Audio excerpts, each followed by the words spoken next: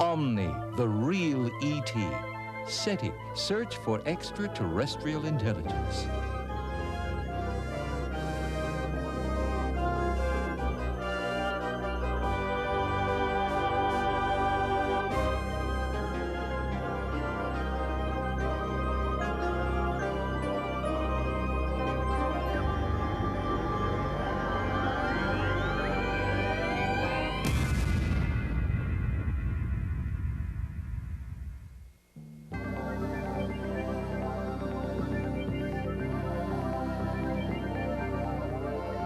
People ask me where and when I was born. I usually lie and say that I was born in London in 1921.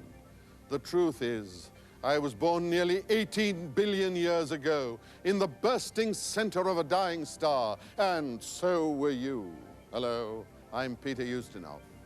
Most scientists today agree that the elements which make up our bodies, our world, our universe, were first scattered through the cosmos billions of years ago, following the explosion, the so-called Big Bang, of a massive cloud of star matter. Oh, day and night? But this is wondrous strange. It was 400 years ago when William Shakespeare wrote those lines for Horatio, and Hamlet's reply, "There are more things in heaven and earth, Horatio, than are dreamt of in your philosophy." In the next few minutes, I'm going to take you into the world of the immediate future. A world where science fiction becomes fact, where people prepare to communicate with extraterrestrial life. Buongiorno. Hello from planet Earth. Guten Tag. Bonjour tout le monde. This message on board Voyager 1 is a greeting from Earth to our interstellar neighbors. Are they listening? Or are we really alone? Could it be that among the trillions of stars we're the only intelligent civilization? Most astronomers think not. My own feeling is we will start communicating with other intelligences in the universe, perhaps in 50 years. I think that's really perhaps the most exciting of all astronomers' wishes, perhaps the ones they don't talk about very much because they might get laughed at by their colleagues. But we all naturally are quite certain there's billions of people living out there of all different shapes, forms, and intelligence. And we all secretly hope that we will be able to contact them.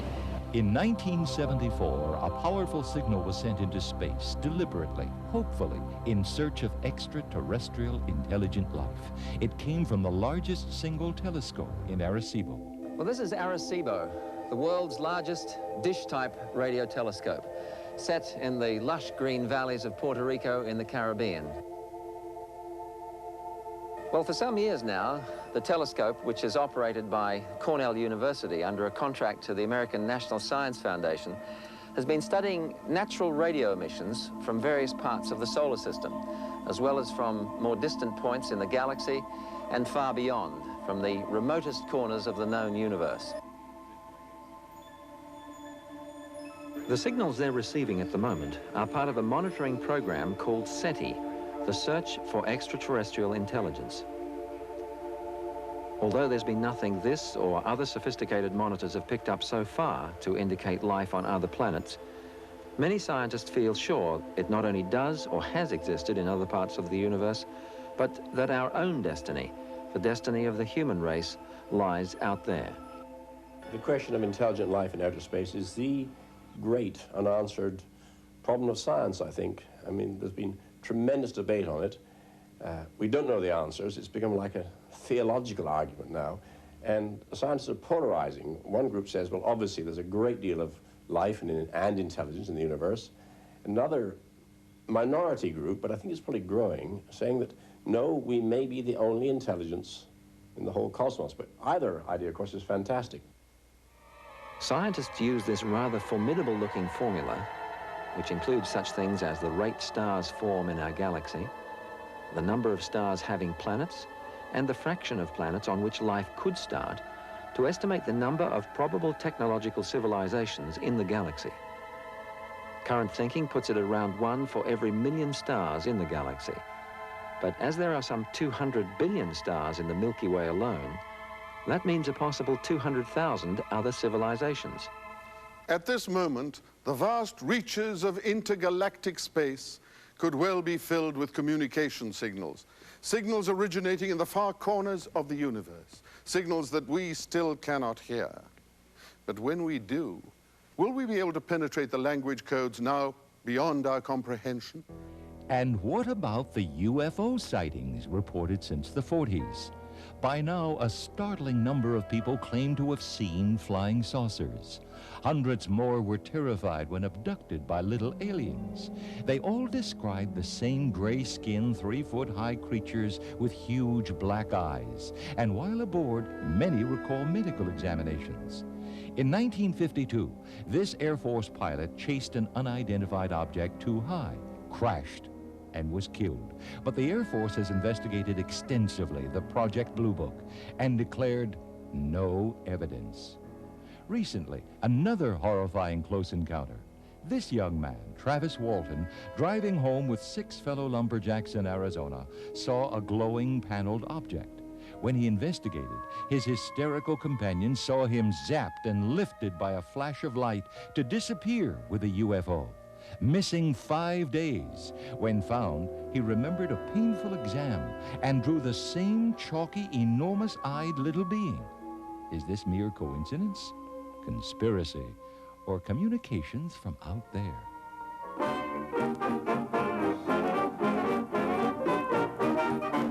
The 1920s, the Charleston era. A group of scientists at the Bell Laboratories in New Jersey were working on transatlantic radio telephone circuits. They were trying to work out what caused the static that disrupted so many calls. Bell Labs assigned one of its young staff members, Carl Jansky, to the problem. Jansky built a directional antenna, an eccentric combination of timber and hardware. He mounted it on 4 rubber tires so it could rotate. The contraption made a complete scan of the horizon every 20 minutes. Jansky found that electrical storms caused most of the static, but there was one steady hiss that he couldn't identify with storms. When he looked back at his records, he realized that the hiss started a little earlier every morning. It was moving with the constellations. It belonged to the distant sky. Jansky had located the first extraterrestrial radio source. Since he worked for Bell Telephone, no wonder E.T. had to phone home.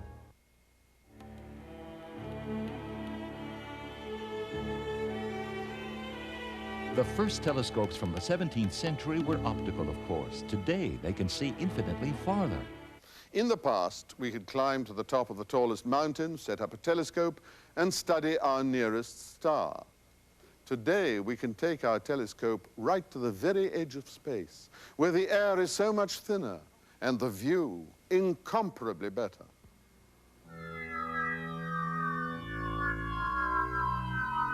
If I told you that you're looking at a telescope, would you believe me?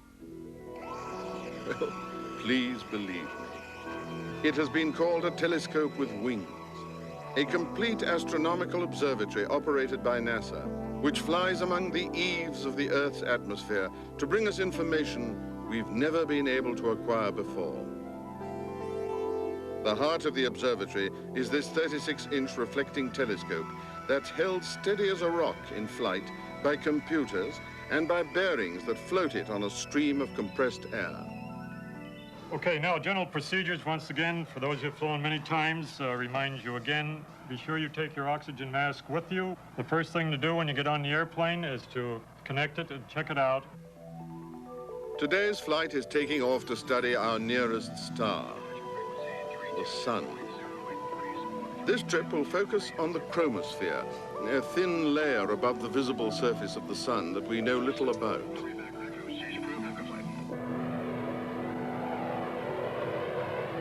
We do know that the chromosphere emits intense infrared radiation, and that instruments on Earth pick up nothing of this because the water vapor in our atmosphere screens it out. But when this unique flying telescope soars 8 miles high, above 99% of the water vapor, a whole new world opens up. Well, boys, we still got the problem. What? We still got the problem. Yeah, that's right. We still have the beam, the big feature, so... Let's set up to do another one. All right. And just start again. Not yet. Not yet. Okay, are we ready, Mike? Okay, now that should put you, 3 radii to the right, 1 radius up. Right. And that's right. That's right. 3 in both axes. That's okay, right. Are we ready to try that? I'm ready. Okay, go ahead. Dr. Eric Becklin, infrared astronomer.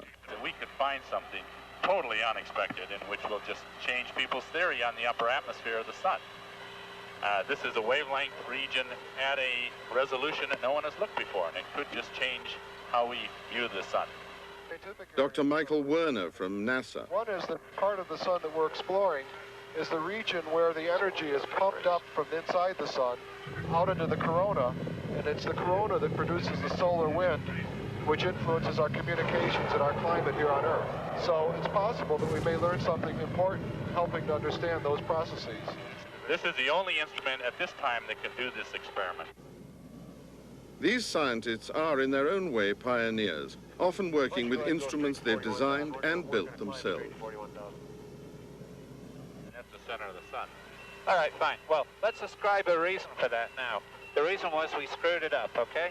Charlie, when this scan is finished, abort it, tell me that.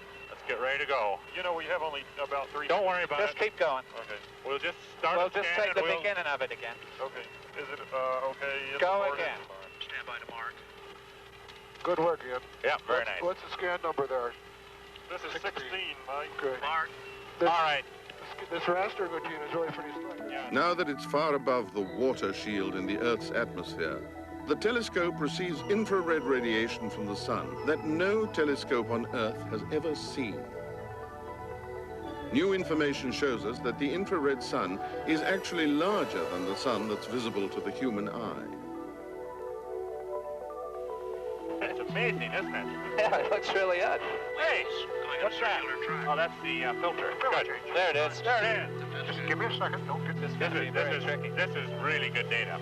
So this seems to be working fairly well. This is very good. Very good indeed. These are There's another scan exactly what we want. Good. Another scan with an inflection of 200. Oh boy, I'll say. Holy moly.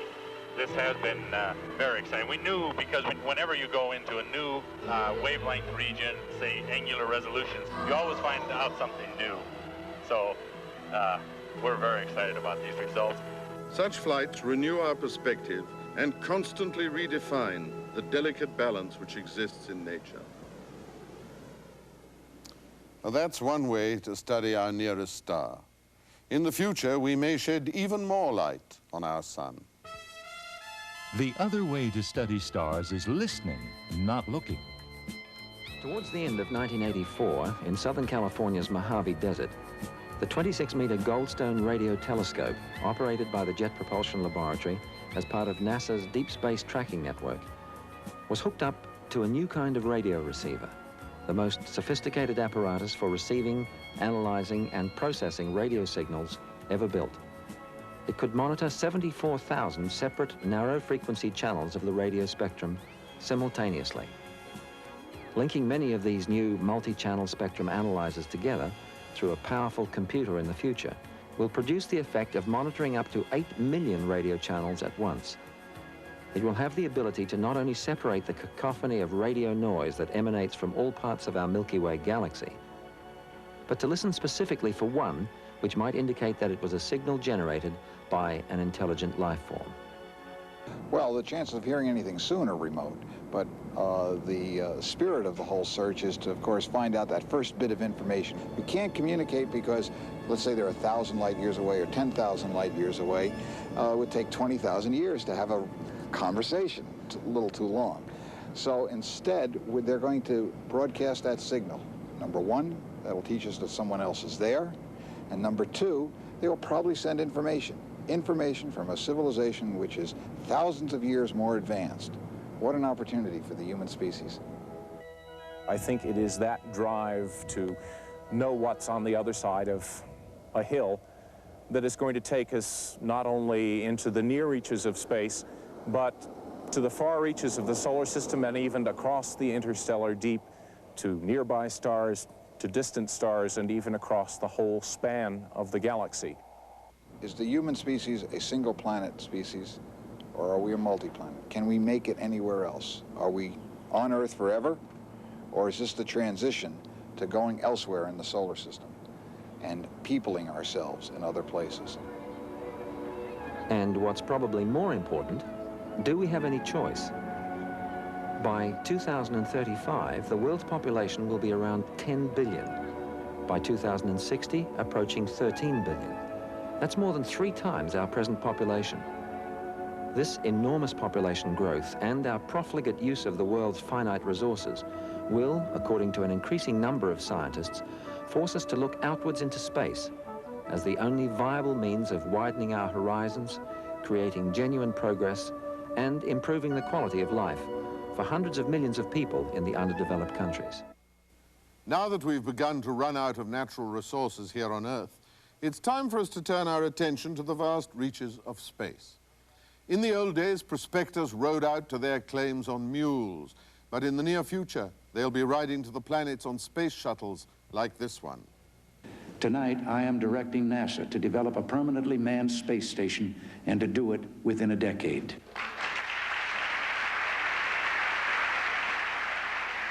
The space station is just the beginning of the journey to the stars. First stop on the highway to space will be the moon. I expect to see the first human outpost permanently established on the moon about 2005. I think 10 years later, we'll open the first human outpost on the surface of Mars, about 2015.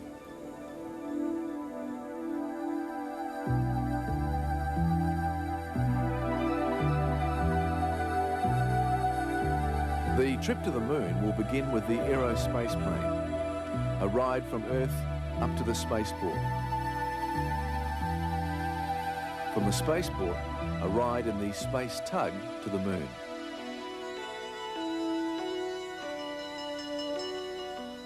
You will go first to a lunar astronaut outpost where men and women will be doing scientific research. But a decade or so later, it will be a large, thriving industrial enterprise, highly roboticized. Ever since we saw our astronauts frolicking on the moon, space enthusiasts have pushed for a permanently manned lunar base. We never should have left the moon. We should have been there developing the things that we are only now starting to talk about developing, like mass drivers for moving materials off the moon into space and so on. The concept of mining the moon is now regarded as quite feasible. The lunar materials would be launched from the surface of the moon towards the space colony solar satellite complex by a device called a mass driver, an electromagnetic accelerator working like a catapult against the moon's weak gravity to shoot pellets of material out into space. By the time it reached the end of its long trajectory, gravitational forces would have taken up almost 99% of the momentum of the tennis ball-sized projectiles of lunar material, so they could be easily caught by a huge net-like collector. Large-scale space processing plants would be used in conjunction with the mass driver system to build the space colonies. These enormous structures, gaining all of their energy from the sun, would be totally self-contained, producing their own air, water, and food in huge agricultural areas which would also contain farm animals. The virtually Earth-like environment of a larger settlement would be home to between 10 and 50,000 people. The size of a modest town is just about perfect from a technical point of view for space colonies, and that also conveniently enough happens to be a size where we've proven through human history that we can get along with each other pretty well. Even though the space station may be only 500 kilometers above the Earth's surface, compared to 300,000 kilometers from the moon, bringing liquid oxygen from the moon would still be cheaper than from Earth, because of the enormous gravity factor which cargo from Earth has to overcome to get into space. Not much more than 1% of the shuttle's takeoff weight reaches orbit as effective payload, whereas with cargo from the moon, some 50% of the actual takeoff mass can be payload. Beyond the moon, Mars. We have on the surface of Mars all the things you need to sustain life, all of the gases, all of the organic materials, all of the water. The journey out to Mars is going to be a fascinating journey indeed. Mars is going to take us about 6 months at the very best, and might even take as long as a year to get there. Begin at the same spaceport Earth that you used to go to the moon, but from there you journey on out to the L1 libration point, a low energy point in the Earth-Moon system. And at that point you would get into a very high-speed taxi kind of vehicle, and with a great spurt of energy you would rendezvous with an enormous spaceship that is cycling continuously back and forth between the orbit of Earth and the orbit of Mars.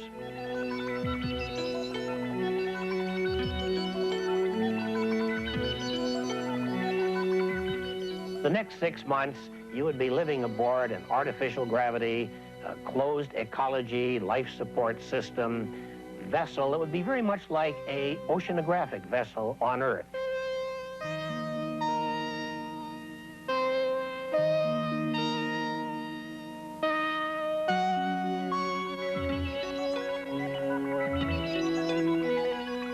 When you reach Mars, you will get back into your high-speed taxi, and you will leave the cycling spaceship and move on into the orbiting spaceport around Mars, or more likely dock to the Martian moon Phobos, which we believe may be a treasure trove of resources.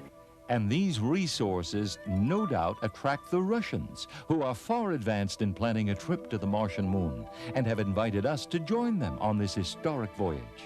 There is a group of inspired scientists at work today who intend to turn Mars into a green and living land, a new Earth, a planet where people can live and work in comfort. This plan involves some of the boldest thinking in the history of science. By comparison, it's not unlike a colony of ants in the Australian outback deciding to rebuild the Roman Empire in the Mojave Desert, if you can imagine such a thing. But the technology is already in place. And in the near future, human beings may well be walking around on Mars in their shirt sleeves. How did life on Earth begin? What combination of divine intervention and scientific event explains the fact that the only planet in this solar system known to support life is our own? What about Mars, the red planet? It has neither enough air nor enough water to support human life. A human body placed on Mars today would immediately drown in its own water vapors. Death would be instantaneous. The ice-cold environment would freeze the body within minutes and mummify it for centuries. In spite of this, Mars has already been chosen as the best candidate for our grandest experiment, the creation of a new Earth. Chris McKay, a spokesman for the Mars Study Project at the University of Colorado. Terraforming, or planetary ecosynthesis, means, in a sense, to alter the climate or conditions on a planet. And in a sense, it would be akin to evolution on Earth. Once our own planet was as ruthlessly opposed to life as any Martian terrain. But time changed all that. Through millions of years of evolution, the tiniest seeds of life grew into a multitude of species. Today, scientists want to use man-made evolution to grow a new Earth on Mars. Lichens grow in environments which are not that much different from Mars. As a matter of fact, one of the areas of research that we're interested in is lichens growing in the dry valleys of Antarctica. This region of Antarctica is not unlike a cold Martian desert. When first discovered, the dry valleys showed no sign of life.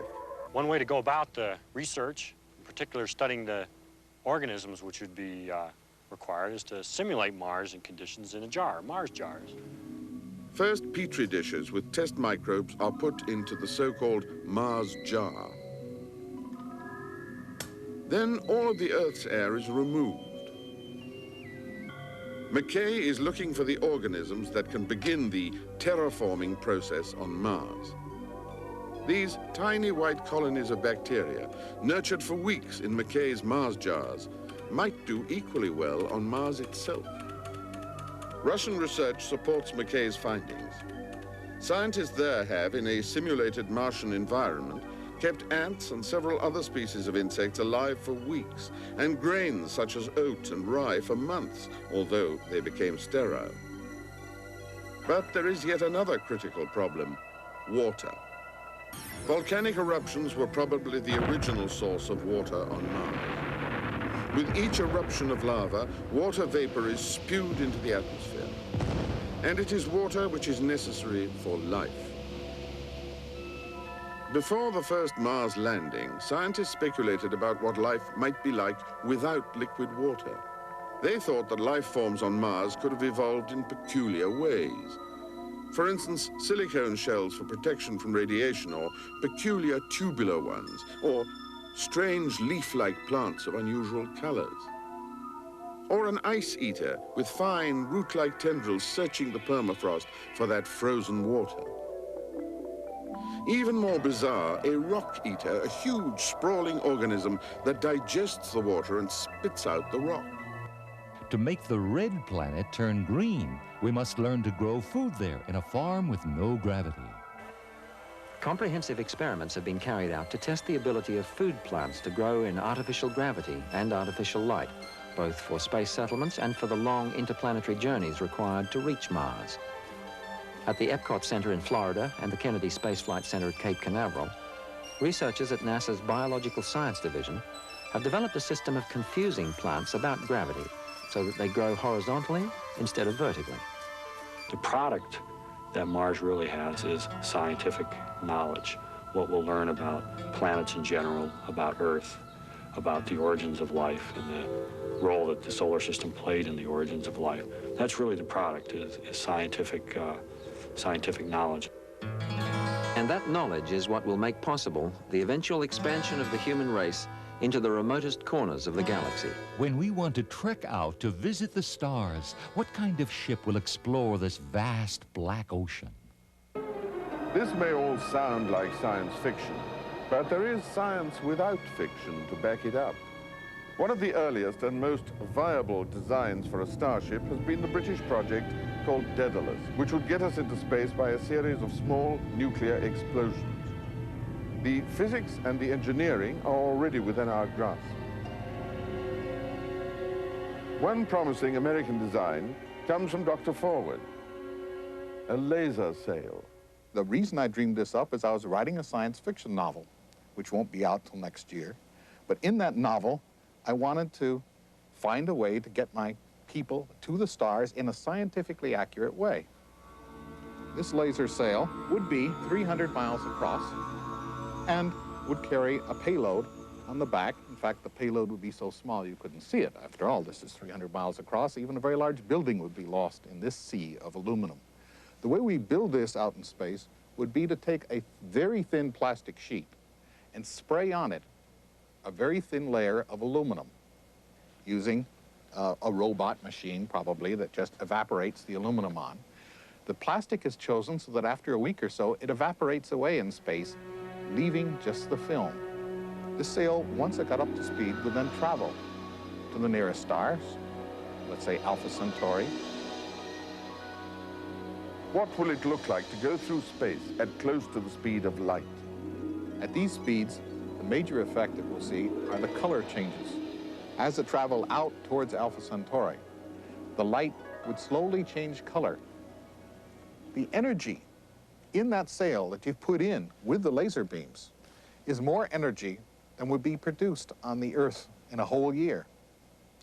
The power required for the lasers would be 5 to 10 times the total power output of the entire world, not just electricity, but coal and oil and even wood.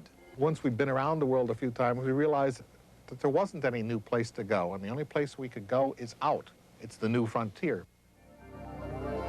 As we move into the space age, it's interesting to consider the kinds of commercial ventures people will soon be setting up around the solar system.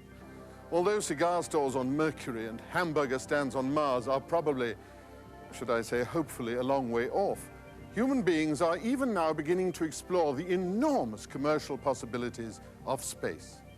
Our own galaxy, the Milky Way, is 100,000 light years across, and spread over that vast expanse are literally billions of heavenly bodies bursting with ores, minerals, and other precious resources. Locating those resources and converting them to human use may turn out to be one of the boldest commercial ventures in the history of the human race. One of the first commercial ventures will certainly be tourism. People on space stations also need new places to go on vacation. And now we'd like to take you into the future and show you what a trip round our solar system might be like, 100 years from now. Good evening, ladies and gentlemen. Can you all hear me at the back? Good. We've just left Alpha 4 Interplanetary Spaceport to begin our nostalgic tour of the solar system. I'm your Omni tour guide. The moon was man's first step into space. The record of that step remains forever etched in moon dust, for no wind or water will ever wash it away. The far side of the moon has become an astronomer's dream. In an environment free of atmosphere, radio telescopes probe the very limits of the universe.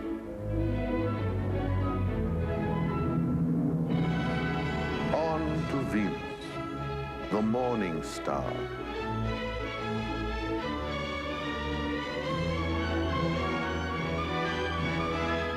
Pioneer probes from last century's exploration. We discovered boiling sulfurous clouds laced with lightning.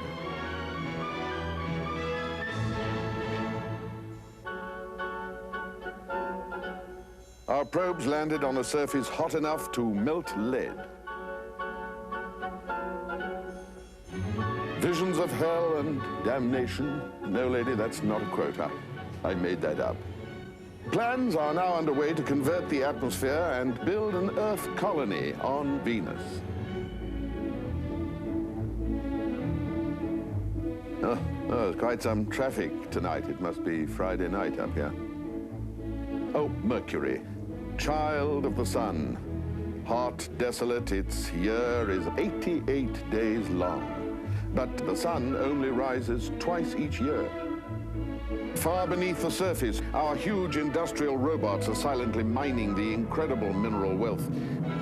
First discovered by Mariner, you're quite right, in the last century. Ah, here comes Mars. First explored in the last century by Viking and Mariner again, quite right.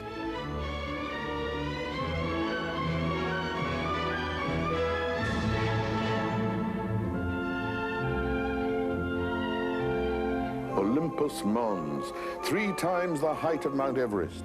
A canyon as long as North America is wide. Oh, a favorite tourist spot, the fabulous domed city of Bradburyville.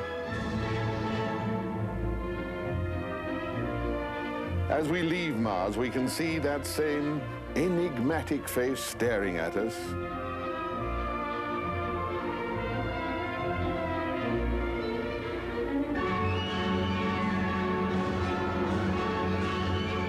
We're now passing through the asteroid belt. No, please don't worry. Our shields are up.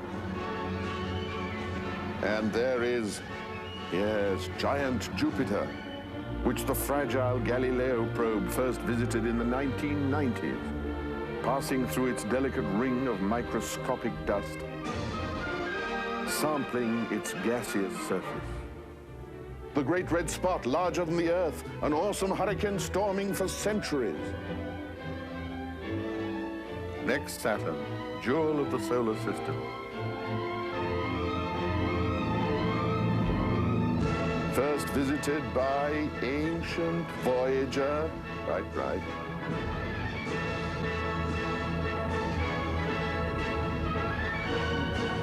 The mysterious frozen world of Uranus.